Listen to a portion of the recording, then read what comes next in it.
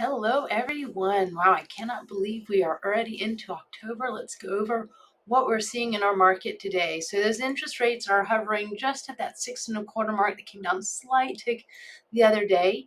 But let's dive into what you always know I love to talk about is our supply and demand.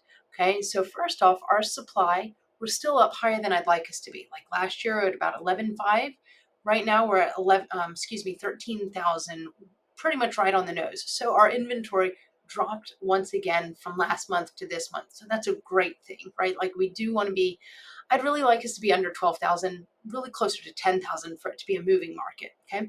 So we're right at that 13,000 mark. So that's our supply. And then on the demand side, even though September is always going to be a lower month than August, we expect our seasonal slowdown at this time for our sales to continue to go downwards. We'll usually have a little bit of an uptick in December, then January usually falls pretty flat. But year over year, we stayed pretty even. So if our inventory continues to go down and at least we're staying more similar to our closings last year, eventually it's giving our market time to catch up to us, right? So we're not seeing we are seeing price adjustments. We're not seeing massive price adjustments across the board. In some areas we are, some markets were more overinflated, and so they're feeling that push a little bit more so. But the other, in general, the market's just kind of like riding a little bit flat.